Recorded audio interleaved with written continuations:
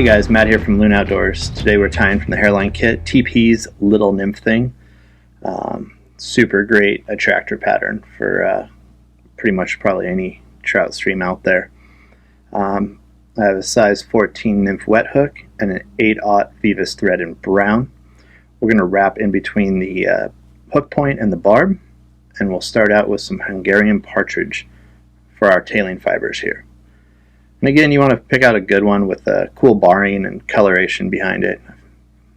It's kind of, it's what I like.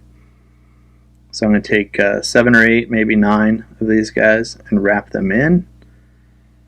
And create a nice sleek body as best as possible. If one sneaks out the side like it did on me, don't worry about it.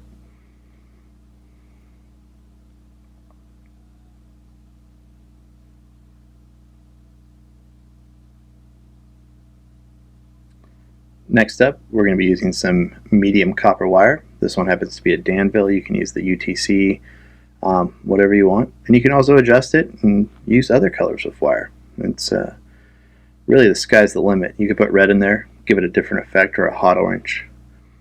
And we're going to be using some strung peacock herl. And the purpose for this is actually going to be our nymph back on this pattern.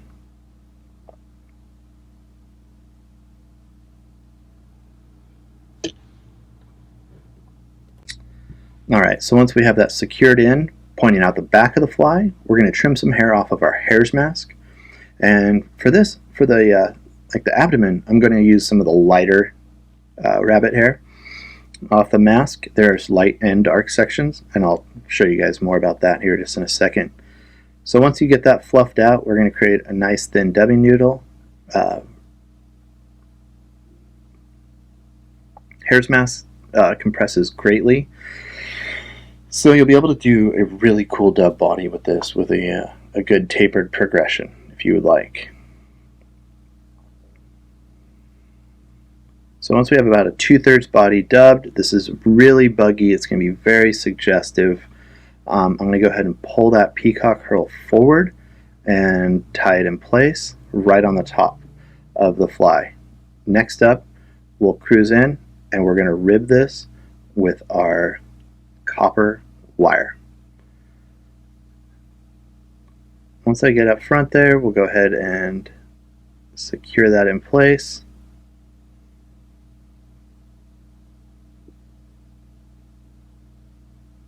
And we'll do a helicopter to remove the excess wire.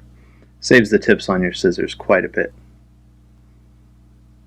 So next up, you can see I'm going to go back to my hare's mask, only this time I'm going to use a little bit darker. If you looked at the top for that little second, there was some darker hair, and that's what I'm going to be using for our thorax. Now I wrap the peacock strands back, and the reason I'm doing that is just to create more of a wing case type effect with this pattern.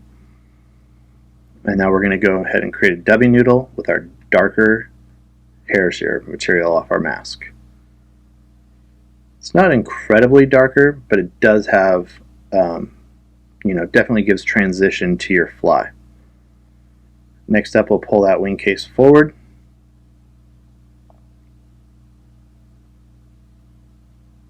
And we'll trim off the excess peacock.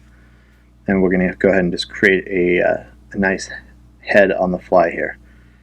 You can use a bead on this. You could use a colored bead and, really get this pattern fired up quite a bit.